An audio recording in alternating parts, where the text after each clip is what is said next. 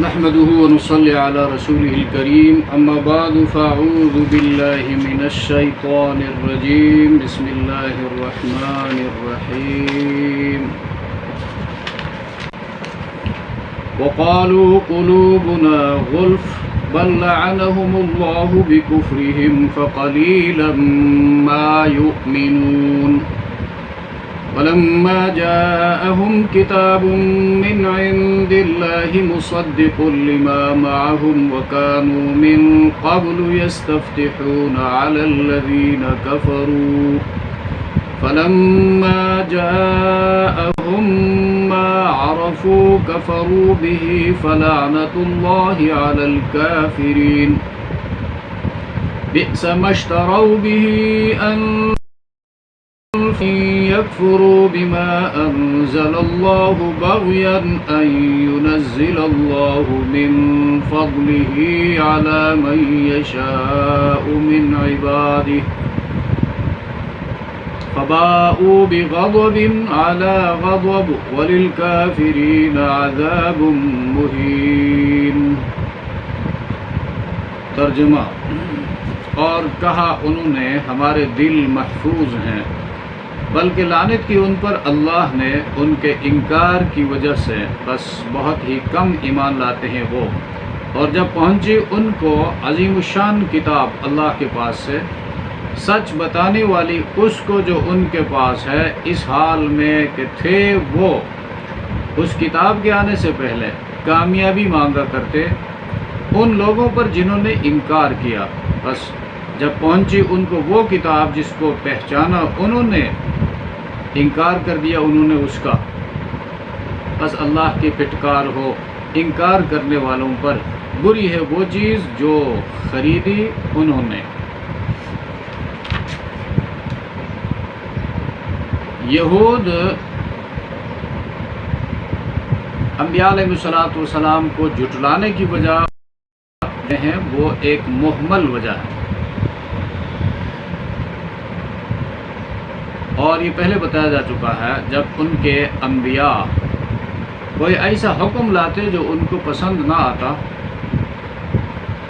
تو انکار کرتے اور وجہ بیان کرتے کہ ہمارے دل پیک ہیں، تمہاری بات دل میں نہیں اترتی، اس لیے ہم نہیں مانتے۔ وہ یہی بات نبی پاک صلی اللہ علیہ وسلم، محمد الرسول اللہ صلی اللہ علیہ وسلم خاتم النبیین اور قرآن کے تعلق سے بھی کہتے تھے۔ اللہ پاک ان کا رد کرتے ہیں کہ بات یہ نہیں، بلکہ تمہارے دل پتھر ہو گئے ہیں، اللہ نے تم کو اپنی رحمت سے دور کر دیا ہے، اس لیے تم حق بات قبول نہیں کرتے، دل تو کھلے ہیں مگر بے بہرا ہیں۔ وقال قلوبنا غلف، اور یہود نے کہا ہمارے دل پیک ہیں۔ غلف ایک جو ہے، غلف کا معنی ہے ہمارے دل خزینہ ہیں علم کے، لہذا محمد کی بات جو ہے اس کی ہمیں کوئی ضرورت نہیں ہے۔ دوسرا، ہمارے دل غلاف میں ہے، غلف کا معنی غلاف، محمد کی بات ہمارے دلوں کے اندر داخل نہیں ہوتی، اور یہ ان کے قرآن کہتا ہے یہ ان کے بہانے ہیں۔ قلوبنا غلف، یہ اغلف کی جمع ہے، غلف جو ہے اغلف کی جمع ہے۔ اللہ کے رسول ہے نبی کریم صلی اللہ علیہ وسلم کے زمانے کے یہود، جب نبی کریم صلی اللہ علیہ وسلم ان کو دعوت دیتے تو یہ کہا کرتے تھے تمہاری دعوت ہماری سمجھ میں نہیں آتی، اور اب قرآن کہتا ہے بل لعنہم اللہ بکفرہم، یہ ان کا ایک بہانہ ہے کہ ہمارے دل غلاف میں ہے، یا ہمارے دل علم کے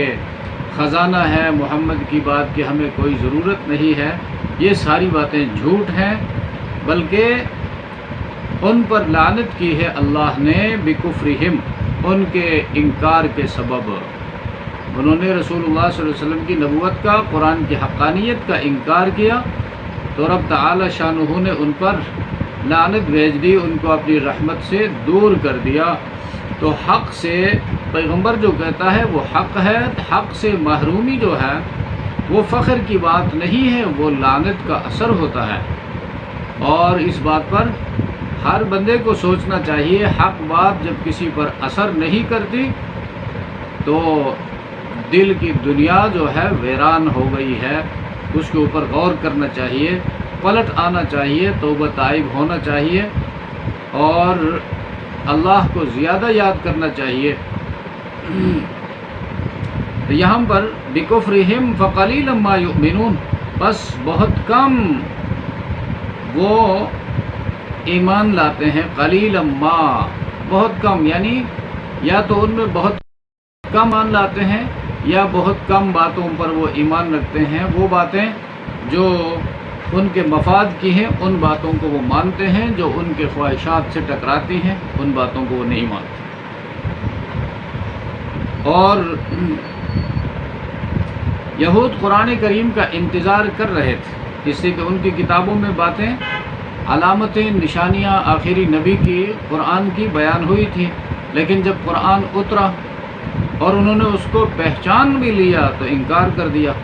یہ مدینے میں یہود کے 3 قبائل اور ان کی افرادی طاقت کم تھی،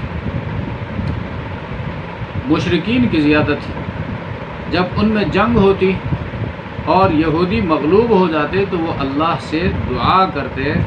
کہ یا اللہ اس آخری نبی کو جلدی بھیج جس کا تو نے کیا ہے،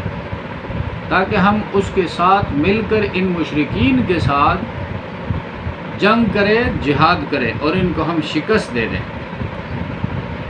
لیکن جب وہ نبی اپنے وقت پر مبعوث ہوا، اللہ تبارک و تعالی اور ان پر قرآن کریم نازل ہوا، اور اس نے وہ قرآن جس نے تورات کی تصدیق کی، وجہ کیونکہ تورات بھی اور قرآن بھی دونوں ایک ہی سرچشمے سے نکلی ہوئی نہریں ہیں، تو انہوں نے قرآن کو اللہ کی کتاب ماننے سے انکار کر دیا اور محمد الرسول اللہ کو اللہ کا رسول ماننے سے انکار کر دیا، تو ملعون ہوئے۔ وَلَمَّا جَاءَهُمْ كِتَابٌ مِّنْ عِندِ اللَّهِ، اس مسئلے کو یہاں اس طرح بیان کرتا ہے، اور جب ان کو یعنی یہود کو اللہ کی طرف سے عظیم الشان کتاب پہنچی، جَاءَهُمْ كِتَابٌ مِّنْ عِندِ اللَّهِ مُصَدِّقٌ لِمَا مَعَهُمْ، جو اس کتاب کو سچا بتاتی ہے جو ان کے پاس ہے، ان کے پاس تورات ہے۔ اب تورات کی تعلیمات اور قرآن کی تعلیمات عقائد کے حوالے سے یقیناً ایک جیسی ہیں۔ تورات میں بھی توحید کی باتیں تھیں، عقیدہ آخرت کی بات تھی، اور رسولوں پر ایمان کی بات تھی، اخلاقیات کی بات تھی، اور انسانیت کو سدھارنے کی بات تھی، ظلم کی ممانعت تھی، بد اخلاقی کی ممانعت تھی۔ تو ان باتوں میں قرآن تصدیق کرتا ہے، اور یہ بھی یاد رکھنے کی بات ہے کہ قرآن جب تصدیق کرتا ہے اس تورات کی تصدیق کرتا ہے جو اللہ کی طرف سے نازل ہوئی تھی، اس میں ہدایت تھی، اس سے مانا، اس پر عمل کیا تو وہ کامیاب ہوئے اور ایمان والے کہلائے۔ لیکن موجودہ حالت میں تورات وہ اصلی حالت میں کسی یہودی کے پاس نہیں ہے، اور دنیا کا کوئی یہودی یہ نہیں کہہ سکتا ہے کہ یہ وہ تورات ہے جو ہمارے پاس ہے، ٹرانسلیشن اردو ترجمہ ہے یا انگریزی ترجمہ ہے یا فرانسیسی ہے، یہ وہ تورات ہے جو موسیٰ علیہ السلام پر نازل ہوئی۔ یہ کسی یہودی کی بس کی بات نہیں اس چیلنج کو قبول کرنا۔ تو قرآن کریم اس تورات کی بات کرتا ہے، اور خود قرآن کے اندر اِنَّا أَنزَلْنَا التَّوْرَاةَ فِيهَا هُدًى وَنُورٌ، ہم نے تورات نازل کی جس میں ہدایت تھی اور نور، روشنی تھی۔ اب وہ جو اللہ کی طرف سے نازل ہوئی تھی اس میں ہدایت تھی اور روشنی تھی۔ اب موجودہ تورات سے کوئی ہدایت ڈھونڈنے کی کوشش کرے گا یقیناً گمراہ ہو جائے گا، موجودہ انجیل سے کوئی ہدایت پانے کی کوشش کرے گا یقیناً گمراہ ہو جائے گا۔ وَكَانُوا مِن قَبْلُ يَسْتَفْتِحُونَ عَلَى الَّذِينَ كَفَرُوا، اور تھے وہ یہود من قبل، اس قرآن کے نازل ہونے سے پہلے، محمد رسول اللہ کے آنے سے پہلے، يَسْتَفْتِحُونَ عَلَى الَّذِينَ كَفَرُوا، فتح مانگا کرتے تھے اپنی دعاؤں میں، اللہ سے دعا کیا کرتے تھے کہ اللہ اس آخری نبی کو جس کا وعدہ تو نے ہم سے کیا ہے، ہماری کتابوں میں اس کی علامتیں، نشانیاں موجود ہیں، ان کو بھیج تاکہ ہم ان کے ساتھ مل کر ان کافروں کو شکست دے، جہاد کرے۔ فلما جاءہم ما عرفوا کفروا بہ، بس جب پہنچا وہ عرفو جس کو انہوں نے پہچانا تھا، جس کی معرفت ان کو حاصل تھی. عرفو معرفت سے لفظ ہے، علامتوں سے نشانیوں سے کسی چیز کو پہچاننے کے لیے معرفت لفظ استعمال ہوتا ہے. تو محمد الرسول اللہ کی علامتیں، نشانیاں، صفات تورات انجیل زبور میں بیان ہوئی تھی، اور وہ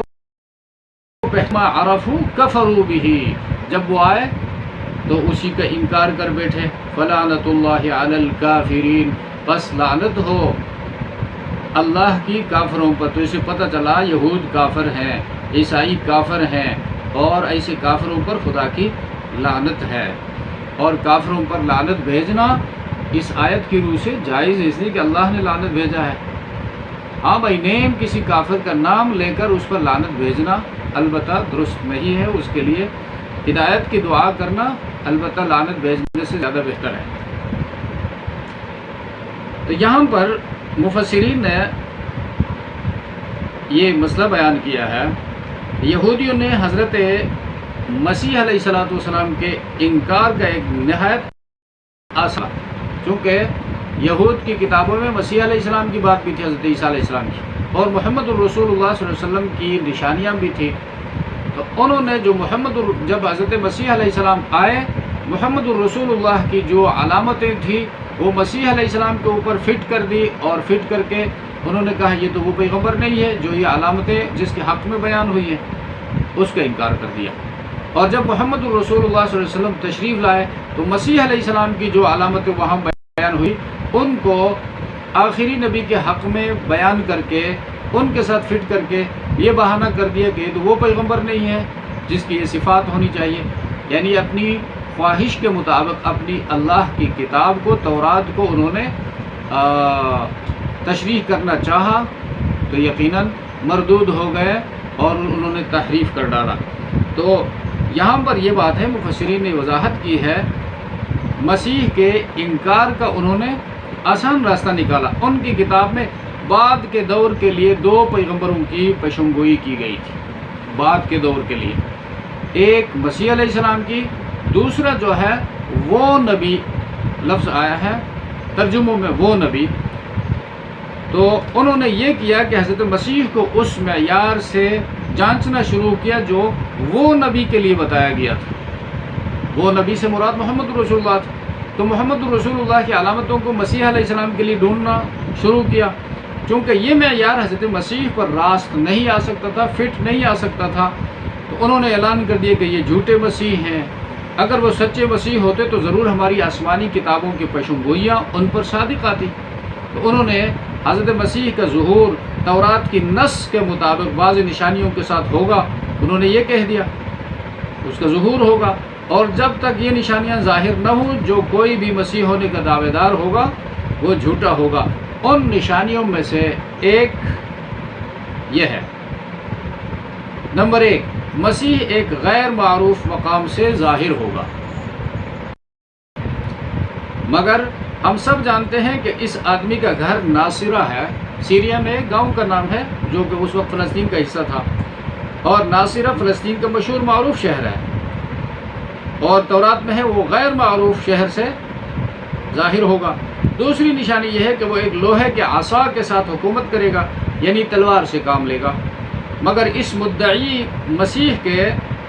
پاس جو ہے لکڑی کا ڈنڈا بھی نہیں ہے، لاٹھی بھی نہیں ہے. تیسری شرط یا نشانی یہ ہے کہ وہ داؤد کے تخت پر بیٹھ کر داؤد کی بادشاہت کو قائم کر، جبکہ اس مسیح کا حال یہ ہے اس کے پاس بیٹھنے کے لیے ایک چٹائی بھی نہیں ہے. اسی طرح ایک شرط یہ ہے کہ وہ تورات کی شریعت کو پھر سے قائم کرے گا، مگر اس شخص نے اس شریعت کو یعنی تورات کی شریعت کو منسوخ کر دیا ہے. ایک نشانی مسیح کی یہ ہے کہ اس کے عہد میں عدل و انصاف اس قدر ترقی پائے گا کہ نیکی اور ہمدردی انسان تو انسان حیوان میں بھی پائی جائے گی، جبکہ مسیح کے زمانے میں یہ حال ہے کہ ہر طرف ظلم اور ناانصافی کا دور ہے. اسی طرح ایک نشانی یہ ہے کہ مسیح کے وقت خدا پرست اتنے کامیاب ہوں گے کہ تمام دنیا کی قوموں پر فتح پائیں گے، مگر ہم نہایت ذلت اور غلامی کی حالت میں رومیوں کے ماتحت ہیں. پھر یہ شخص وہ مسیح کیسے ہو سکتا ہے جس کی تورات میں پیشین گوئی ہے؟ اب یہ جتنے معیار یہودیوں نے پیش کیے وہ سب تورات میں لکھے ہوئے ہیں، مگر وہ یہ ساری علامتیں یہ کس کی علامتیں ہیں، کس کی نشانیاں ہیں؟ وہ نبی کے جس کے لیے وہ نبی لفظ تورات میں آیا ہے، نہ کہ مسیح کے لیے۔ تو یہودیوں نے وہ نبی کے معیار کو مسیح کے انکار کے لیے استعمال کیا، مگر جب وہ نبی عرب کے ایک غیر معروف شہر میں محمد بن عبداللہ کی صورت میں پیدا ہوئے اور خدا نے ان پر وہ تمام نشانیاں مکمل طور پر پوری کر دی جو تورات میں لکھی ہوئی تھی، تو انہوں نے آپ کی نبوت کا انکار کرنے کے لیے ایک اور وجہ تلاش کی۔ انہوں نے کہا اب تک تمام انبیاء اسرائیل کے خاندان میں آئے، پھر اسماعیل کے خاندان میں کیسے کوئی نبی پیدا ہو سکتا ہے؟ ہمارے ساتھ تو یہ وعدہ ہے کہ تمہاری خاندان میں وہ آخری نبی آئے گا اور یہ علامتیں اس آخری نبی کی ہوں گی۔ اب یہ محمد جو آیا ہے یہ تو غیر معروف علاقے میں آیا تو درست ہے، لیکن اسرائیل کے خاندان میں نہیں آیا ہے بلکہ اسماعیل کے خاندان میں آیا ہے، لہٰذا انکار کر دیے۔ ما عرفوا کفروا بہ، اسی کا انکار کر بیٹھے جس کو علامتوں سے پہچانا تھا۔ تو فلعنۃ اللہ علی الکافرین، تو یہود نے حضرت مسیح کے انکار کے لیے یہ کیا کہ پیغمبر آخر الزمان کی علامتوں کو آپ پر چسپان کیا، جو ظاہر ہے کہ اس پر چسپان نہیں ہو سکتی تھی۔ اس کے بعد جب پیغمبر آخر الزمان کا ظہور ہوا تو آپ کو ان علامتوں سے جانچا جو ان کی کتاب میں حضرت مسیح کے لیے بتائی گئی تھی۔ تو اس طرح انہوں نے دو نبیوں کا انکار کیا، اور دونوں مواقع پر ان کے پاس یہ کہنے کے لیے کافی الفاظ موجود تھے کہ ہم جو کچھ کر رہے ہیں کتاب اللہ تورات کی روشنی میں کر رہے ہیں، ہم نے خدا کی کتاب سے ہٹ کر اپنے لیے کوئی موقف اختیار نہیں کیا۔ یہ ہے خلاصہ ان کی کٹ پتلی دلائل کا، جن کو بہانہ بنا کر انہوں نے محمد الرسول اللہ کی علامتوں کا انکار کیا اور نبوت کا انکار کیا۔ بئس ما اشتروا بہ ان یکفروا بما انزل اللہ، بری ہے وہ چیز بڑا تکذیب، وہ جھٹلانا جس کو اختیار کر کے وہ اپنی جانوں کو چھڑانا چاہتے ہیں۔ ان یکفروا بما انزل اللہ یعنی اس کتاب کا انکار کرتے ہیں جو اللہ نے نازل فرمایا، اور انکار بھی کس وجہ سے؟ بغی جو ہے ضد کی وجہ سے۔ ایک ہوتا ہے تحقیق کے نتیجے میں دلائل کی روشنی میں ایک آدمی کسی چیز کا انکار کرتا ہے تو وہ اپنی دلائل اور تحقیق کے نتیجے میں منکر ہوتا ہے۔ ایک ہوتا ہے دلائل وغیرہ کچھ اس کو نہیں آتے اور نہ وہ سمجھتا ہے، بس صرف یہ ہے کہ بھئی یہ ہمارے قبیلے کا نہیں ہے، یہ میری قومیت کا نہیں ہے، یا اس کے پاس مال نہیں ہے، اس کے پاس جاگیر نہیں ہے، یا یہ میرے ساتھ بیٹھنے کے لائق آدمی نہیں ہے۔ ان باتوں سے چونکہ یہ دلائل تو نہیں ہوتے ہیں، ڈھکوسلے ان کو کہا جاتا ہے، حجت نہیں ہے، کٹ حجتی ان کو کہا جا سکتا ہے۔ ایسی قسم کی باتوں کو سامنے لا کر انہوں نے پیغمبر کا انکار کر دیا، تو اس کو کہتے ہیں بغی۔ بغیر جو ہے حق کے کسی چیز کو طلب کرنا، بغی کا ایک معنی یہ ہوتا ہے، اور کسی چیز کے بگاڑ کے لیے بھی بغی لفظ استعمال ہوتا ہے۔ اسی طرح جو زخم جو بدن میں خراب ہو جائے تو اس کے لیے بھی بغی لفظ استعمال ہوتا ہے۔ تو یہاں پر فرمایا یہود کے پاس کوئی دلیل نہیں تھی سوائے حسد کے۔ اب حسد اور ضد کہ یہ ہماری قومیت میں آخری نبی کیوں نہیں آیا، تو حسد جو ہے یہ گناہ کبیرہ ہے۔ حاسد اللہ کی تقسیم پر راضی نہیں۔ امام غزالی فرماتے ہیں حاسد انسان اللہ کی تقسیم پر راضی نہیں ہے، اس لیے بہت بڑا گناہ ہے، اور حاسد کے لیے عذاب جو ہے بس یہی کافی ہے کہ اسی حسد کے گناہ میں اور حسد کی بیماری میں مبتلا ہے اور اندر ہی اندر جلتا کڑتا رہتا ہے اور کر کچھ بھی نہیں سکتا۔ جس طرح ہا سین دال یہ تین حروف ہیں حسد کے کلمہ کے، یہ خالی ہیں نقطوں سے، ہا کے اوپر بھی کوئی نقطہ نہیں، سین کے اوپر بھی نہیں، دال کے اوپر بھی نہیں۔ اسی طرح حسد کرنے والے کو بھی سوائے گناہ کے اور کچھ نہیں ملتا۔ اور حدیث میں اللہ کے رسول نے فرمایا ان الحسد یاکل الحسنات، خبردار بے شک حسد سے بچو، ایاکم الحسد، حسد سے بچتے رہو، بے شک حسد جو ہے نیکیوں کو اس طرح کھا جاتا ہے جس طرح آگ سوکھی لکڑی کو کھا جاتی ہے۔ اور حسد کے مقابلے میں حسد کی تعریف یہ ہے کہ کسی کے پاس کوئی نعمت دے کر اس نعمت کے زوال کی تمنا کرنا، یہ نعمت اس کے پاس نہ رہے۔ کسی کی اولاد قابل ہے، باصلاحیت ہے، بس اس کے بارے میں جلن میں مبتلا ہے، جلتا ہے کہ یہ اولاد جو ہے اس کی باصلاحیت کیوں ہے، ان کے اندر یا اللہ نے رزق کی فراوانی کسی کو دی ہے تو اس کا رزق جو ہے فراخ کیوں ہے، زیادہ کیوں ہے، اس کے مقابلے میں غبطہ ہے، اردو میں اس کو رشک کہتے ہیں۔ غبطہ اور رشک جائز ہے، جس طرح اللہ نے فلاں کو نوازا ہے اور اللہ سے مانگتا ہے کہ اللہ مجھے بھی عطا فرما، تو اللہ کے پاس